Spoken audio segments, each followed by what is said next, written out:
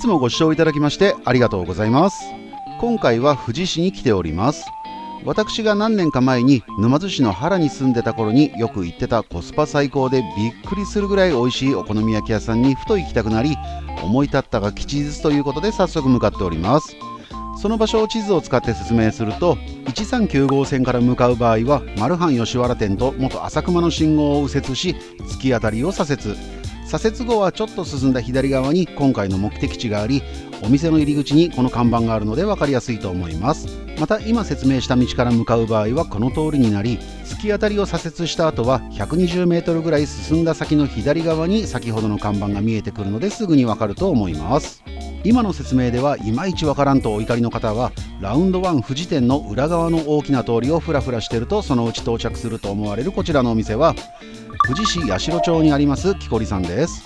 営業時間は11時から14時と17時から22時、ラストオーダーは21時となっており、日曜祝日は投資営業で定休日は月曜日となっております。駐車場はお店の正面に10台分ぐらいありますが、駐車場は砂利のためバイクで来店される場合はスタンドホルダーがあると安心だと思います。それでは行ってみましょう。お邪魔します。店内はログハウス調の作りで天井が高く落ち着いた雰囲気となっており、水槽のお魚にも癒されます。また客席は4名用のテーブル席や6名用のお座敷席、2名から4名用の畳のお座敷席もあります。それではメニューを見てみましょう。まずはお好み焼きからネギ、肉、イカ、ミックス、納豆、ベーコン、チーズ、ツナコーン、エビ、キムチ天、牛すじ、牛ピリ辛ホルモン、シーフードに牡蠣があり、焼きそばうどんから肉、イカ、エビ、ミックスがあり、それぞれ S サイズは100円引きで L サイズは100円増しとなるようです。続いてはもんじゃ焼きから肉、イカ、ミックス、エビ、明太子、肉キムチ餅があり、トッピングは餅、コーン、ベビースター、チーズ、納豆に麺があります。続いてはドリンクメニューとデザートで、ソフトドリンクにソフトアイス、かき氷にアルコールの種類も豊富にあり、気のせいか当時から金額があまり変わってないような気がします。続いては鉄板焼きで野菜焼き、ホルモン、鶏皮、鶏軟骨、豚キムチ、イカ焼き、タン、ハツ、カシラ、トントロ、レバー、カルビにセットがあり、餃子はイカ、エビ、キムチに3点セット。おつまみ一品料理として焼きおにぎり、ライス、つくね、焼き鳥、粗挽き、キムチ、ところてん、枝豆冷ややっこがあります。全体で見るとこんな感じ。数年前に比べたら多少値上がってるような気もしますが、それでも安いと思います。ドリンクメニューが安いのも嬉しいですよね。そして卓上サービスはこんな感じ。さすが鉄板焼き屋さん、種類が豊富です。ちなみに一番右側の容器はラードが入っております。それでは注文も完了したので、料理の到着をお利口さんにして待ちます。まずは野菜焼き450円です。一応ベジタブルファーストを意識して注文してみました。食事と一緒にお酒を飲むという方なら良いおつまみになりそうです。そしてこれをソースで軽く味付けすると良い先付けになりました。お好み焼きの牛すじ税込み750円です。何年か前にここによく通った時もこれが好きでよく注文しました。まずは生卵を中央に落として全体をしっかりと混ぜます。その後ラードを軽く落としてから先ほど混ぜた牛すじのお好み焼きを鉄板に落として形を整えます。コツとしてはあまり平べったくするよりはある程度高さがあった方がこのお好み焼きのふっくらとしてとろける食感が伝わりやすいのではないかと思います。そしてある程度焼けたところでお好み焼きをひっくり返しますが若干失敗しました。続いては焼きそばのミックス650円です。ミックスは肉、イカ、エビが入っており、先にお肉やイカを焼きます。続いてキャベツを入れてソースをかけて味をつけたところで富士宮焼きそば特有の蒸し麺を入れてしっかりと混ぜたら完成です。どうでしょうか。なかなか良さげな感じに仕上がったような気がします。先に作っておいたお好み焼きもいい感じに火が通ったと思いますので、あとはそれぞれ味付けと香り付けをしたら完成です。お好み焼きにはお好みソースをたっぷりとつけて必殺のマヨビームをこれでもかというぐらいかけたら完成です。続いて焼きそばにはぶし粉と青のりをがっつりかけたら完成で、いよいよ実食に入りたいと思います。食感強い蒸し麺の焼きそばに竹千代おすすめの牛すじのお好み焼きがようやく完成。焼きそばは安定の美味しさで、お好み焼きはふっくらもっちりと何年前に食べた時と変わらぬ美味しさです。ちなみに取り皿に取るとこんな感じ。すごいふっくらとしたお好み焼きなのですが、このふっくら具合、うまいこと伝わりますかね。木こりさんのお好み焼きは本当に美味しく、しかも安くてコストパフォーマンスもとても高いので、ぜひ一度食べていただきたい一品だと思います。またこの牛すじの味付けが良く本当に美味しいです。焼きそばや焼き野菜も最高で、お酒を飲みながらゆっくり鉄板焼きを楽しむことができる、ここの近所に住んでる方がとても羨ましく思います。ちなみに支払い方法は現金のみとなっておりますのでご注意ください。あと木こりさんではスタンプカードがあり、スタンプが10個貯まるとお好み焼きを1枚サービスしてくれます。会計の際にスタンプカードあると聞かれ、家に置いてきちゃったと答えると、次回合算するからと言ってもらいましたが、前のは10個貯まってるし、ただでさえ安いのにさらにサービスしてもらったらなんか申し訳ないし、しかも日付を見たら10年も前だし、我ながら物持ちの良さにびっくりです。今回は富士市八代町にあります木こりさんに久しぶりにお邪魔させていただきました。10年前と変わらない美味しさに安心とともに相変わらずのコスパの良さには本当にびっくりです。もしあなたもこの木こりさんに来てみたいと思ったのであれば、ぜひ一度牛すじのお好み焼きを食べてみてください。きっとコスパの良さと美味しさに驚かれると思いますよ。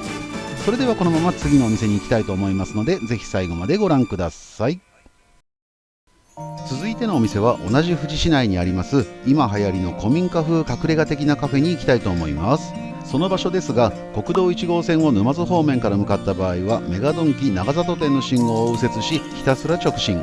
川尻の信号も直進し、道なりに進み、川沿いに出たら最初の信号を左折し、約250メートル先を左に曲がった須床という湖の先にあり、もう一つの行き方は川尻の信号を左折、セブンイレブンがある信号を右折し、道なりに進んだところにありますが、隠れ家的というよりは本当に隠れちゃってる感じなので、とりあえずこの近くまで来たら、この須床という小さい湖を目指して進めば目の前に目的のお店があります。もし最初に説明した方から向かった場合は、お店の目の前にこの駐車場の案内が出てくるので、それが今回の目的のお店の目印になります。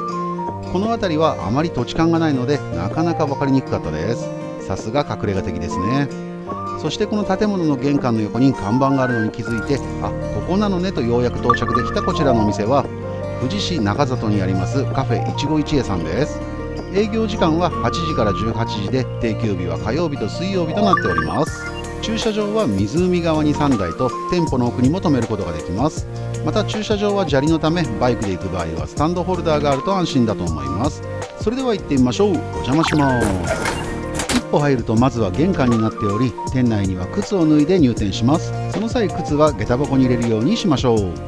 そして店内はこんな感じ。客席は和室部分に2名用テーブルや4名用テーブルがあり、縁側にも2名用テーブルがあります。ちなみにこちらのお店は大工さんに手伝ってもらいながら、できることは自分たちで古民家を改装したとのことで、雰囲気としては子供の頃にばあちゃん家へ行った時のような懐かしさと、ところどころおしゃれな部分がうまいこと融合しており、とても居心地の良い空間となっています。というわけで今回はこの縁側で外の景色を見ながら食事をいただきたいと思います。それではメニューを見てみましょう。まずこちらのいちご一会さんは8時から11時はモーニングで、11時からはカフェの営業になるようです。続いては秋のメニューとして、きのこの味噌クリームハンバーグにモンブランパフェにモンブランプリンがあります。続いて通常メニューのハンバーグ3種にご飯物の和風キーマカレーに和風ガパオ、またセットドリンクや平日限定のミニパフェセットなどもあります。続いては食事系ガレット3種類にデザート系ガレットが3種類、こちらもセットドリンクに平日限定のミニパフェセットがあります。続いてはスイーツです。プリンにぜんざい、あんみつにパフェやガトーショコラにチーズケーキにアイスクリームがあります。続いてはドリンクメニューです。自家焙煎コーヒーに和紅茶、ソフトドリンクにクリームソーダにフロートやウインナーコーヒーにラテやココアがあります。またお子様メニューなどもあり、カレーやドリアにジュース、またスペシャルメニューとしてプリン6個分サイズのバケツプリンもありますが、こちらは前日までに予約が必要みたいです。ちなみに自家焙煎コーヒーの種類はこんな感じ。説明書きがあることでいろいろと飲み比べてみたくなっちゃいますよね。それでは注文も完了したので、店内や外の景色をゆっくりと見ながら料理の到着をお利口さんにして待ちます。鶏ひき肉とナスの和風ガパオ税込み1320円です。お店の方に食事のおすすめを聞いたところ、この和風ガパオがおすすめとのことだったので注文してみました。そしてガパオの他にはサラダとスープがついてます。このガパオは和風というだけあって香りもマイルドで、スパイスや味付けも優しくとても美味しいです。特に鶏ひき肉の味付けが良いのはもちろん、ナスも噛むと旨味がじゅわっと出てライスとの相性も抜群です。このガパオであればスパイス系が苦手な方でも食べやすく美味しくいただけるのではないかと思います。続いてはサラダとスープです。サラダはドレッシングが美味しく、わかめのスープも優しい味付けで美味しく、寒くなってきた今の時期にとても合い、体が温まります。続いては卵を潰して全部一緒にいただきます。鶏ひき肉の食感にナスから出る旨味ととろっとした卵にライスが絡まり、よりマイルドになることで贅沢な卵かけご飯を食べてる気分になれます。スタッフさんおすすめの和風ガパオ、とっても美味しかったです。続いては日替わりのチーズケーキとセットドリンクです。この日の日替わりチーズケーキはレモンでした。チーズケーキは想像以上にしっとりもっちりとして、上に乗ったレモンの食感や香りもよく、とっても美味しかったです。またセットにした和紅茶も香りがよく、すっきりとして美味しかったです。ちなみに支払い方法は現金の他にクレジットカードや QR コード決済が可能となっております。またこちらではいろんなコーヒーを取り揃えており、自分に合ったコーヒーを教えてくれるサービスも行っているみたいです。そしてこのいちごコーヒー焙煎所はこの冬にリニューアルして店主さんの思いが形になった参加型のサービスを行うみたいですね。詳しく知りたい方はスタッフさんに確認してみてください。今回は富士市中里にあります古民家カフェいちご一会さんにお邪魔させていただきました。土地勘がないと若干分かりにくい場所にありますが、店内の雰囲気や美味しい食事にデザートなど満足すること間違いないと思います。もしあなたもおしゃれな古民家カフェに興味を持たれたのであれば、ぜひ一度こちらのいちご一会さんに来店されてみてはいかがでしょうか。いつも最後までご視聴いただきましてありがとうございます。この動画が少しでも参考になったとか面白かったと思っていただけたのであれば、チャンネル登録やグッドボタンを押してもらえたり、コメントなどいただけると嬉しいです。それではまた次回の動画でお会いしましょう。ごちそうさまでした。